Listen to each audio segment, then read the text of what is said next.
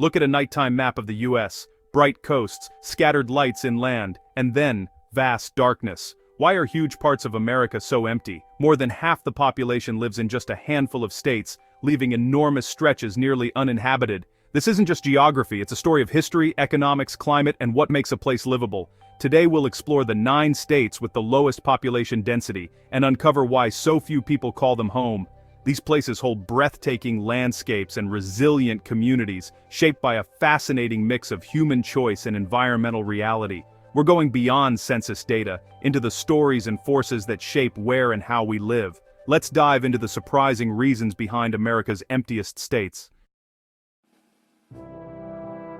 Our journey begins in Wyoming, the emptiest state in America. Fewer than 600,000 people are spread across nearly 98,000 square miles, about 6 people per square mile. The landscape is dramatic: Yellowstone, Grand Teton, high-altitude deserts, and rugged mountains. This beauty comes with challenges: short growing seasons, poor soil, and costly infrastructure. Winters are long, cold, and famously windy, enough to close highways for days. Wyoming's economy rides the boom and bust cycles of coal, oil, and gas, industries that create wealth but not stable, broad employment. When commodity prices drop, jobs vanish, and people leave. Nearly half the land is federally owned: national parks, forests, and BLM territory, preserving beauty but limiting private development. The result: a state defined by its wild land, harsh climate, volatile economy, and a deliberate choice to keep much of it untouched. Wyoming's emptiness is both a challenge and a treasure. Here the horizon feels infinite, and solitude is a way of life. It's a place where nature, not people, sets the terms. And that's exactly how many Wyomingites like it. Next, Vermont, a state of intentional smallness. With just over 640,000 people, it's rural, with only one city over 40,000. Vermonters fiercely protect their landscape, with strict laws like Act 250, limiting large-scale development and sprawl. The economy is built on tourism, artisanal goods, and niche manufacturing, industries that support quality of life but not explosive growth. Vermont's population is aging, with many young people leaving for bigger opportunities elsewhere. Winters are long and snowy, and the famous mud season is not for everyone. Vermont's low population is a conscious choice: preservation over expansion, community over crowds. It's a beautiful, safe, and highly educated state, by design, not by accident. Here, emptiness is a feature, not a flaw. Alaska is emptiness on a planetary scale, twice the size of Texas but only about 730,000 people. Its remoteness is extreme, separated from the rest of the US by 500 miles of Canada, with minimal roads and many communities accessible only by plane or boat. The climate is subarctic or Arctic, with long, dark winters and months of polar night in some areas. The land is wild: mountains, glaciers, forests, and tundra, much of it unbuildable. Alaska's economy depends on oil, creating booms and busts that shape migration and stability. Over 60% of the land is federally owned or managed by native corporations, leaving little for private development. The state's vastness and wildness dwarf human ambition. Living here means embracing isolation, resilience, and the dominance of nature. Alaska's emptiness is the ultimate frontier, where wilderness rules, and people adapt or move on. It's a place for the adventurous, not the faint of heart. The land shapes the people, not the other way around. Here, emptiness is the defining character. And that's what makes Alaska legendary. North Dakota, windswept prairies, endless fields, and a population under 800,000. The Bakken oil boom brought a surge of workers and rapid growth, but when oil prices crashed, so did the population. This boom and bust cycle is a recurring theme, making it hard for people to put down roots. Agriculture dominates, but modern mechanization means fewer jobs and emptier rural towns. Massive farms replaced small family operations, hollowing out communities and closing schools and businesses. Winters are brutal, among the coldest in the lower 48, with relentless wind and blizzards. The state's isolation from major cities adds to the challenge. North Dakota's story is one of resilience, but also of constant struggle against climate and economic instability. Here, emptiness is shaped by the land, the weather, and the cycles of fortune.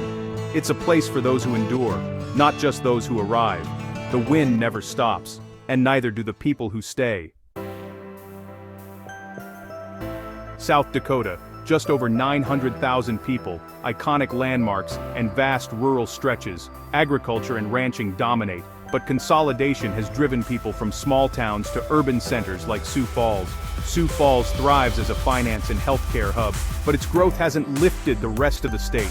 Large Native American reservations add complexity, with economic challenges and unique communities. Most of the state is seen as flyover country, far from major economic hubs, and lacking big city opportunities.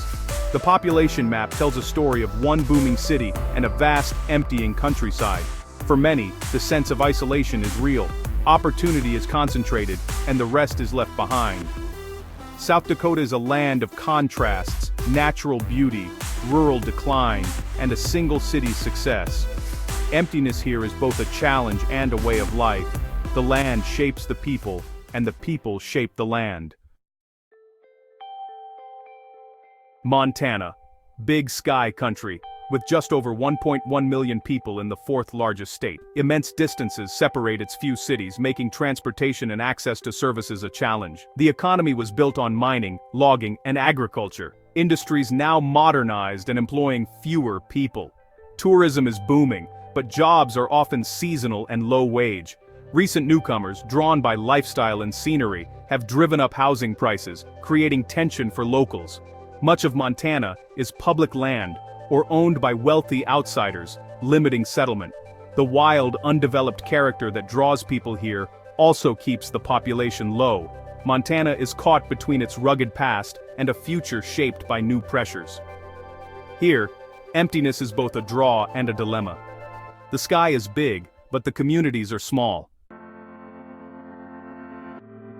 Delaware, tiny, dense, and yet one of the least populous states. With just over 1 million people, its small size is the main reason for its low population. The north is suburban and part of the Philadelphia metro area. The south remains rural and agricultural. Delaware's economy is famous for corporate registrations, but this brings revenue, not residents. The state's limited land means limited capacity for growth. Its low population isn't about desirability or hardship, it's about geography.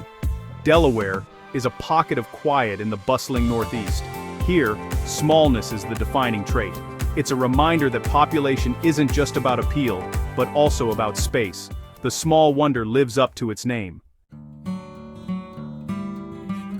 New Hampshire, about 1.4 million people, nestled next to Boston but fiercely independent. The White Mountains dominate the north, making development tough and keeping it sparsely populated. Most people live in the south, commuting to Massachusetts for work drawn by low taxes. The rest of the state grows slowly with an aging population and a steady outflow of young people. The live free or die ethos means limited government and low public investment, which can deter large employers. New Hampshire's smallness is a product of rugged land economic ties to its neighbor, and a culture that values independence over rapid growth. Here, steady living beats explosive expansion. Emptiness is a choice as much as a circumstance. Maine, 1.3 million people, immense natural beauty, and a sense of being at the end of the road. Its isolation from major cities means higher costs and a feeling of distance from the rest of the country. Traditional industries like fishing and paper mills have declined, leaving rural areas struggling. The coast thrives on tourism, but it's seasonal and can't offset the loss of foundational jobs. Maine has one of the oldest populations, as young people leave and retirees move in. The vast North Maine woods is nearly empty, a working forest larger than some states. The state is split, a vibrant seasonal coastline, and a sparsely populated, economically challenged interior. Emptiness here is shaped by geography, economy, and age. Maine is both a destination and a place apart. Its quiet is both a blessing and a challenge. Wyoming, Vermont, Alaska, the Dakotas, Montana, Delaware, New Hampshire, and Maine. 9 states, 9 stories of emptiness. These aren't unwanted places, their solitude and wildness are what make them special. Emptiness here is a product of climate, economy, geography, and conscious choice. These states challenge our ideas of progress and success, asking what we truly value. America's empty spaces are as defining as its crowded cities. Which of these states would you consider moving to? Let us know in the comments. and subscribe for more hidden stories. Thanks for watching.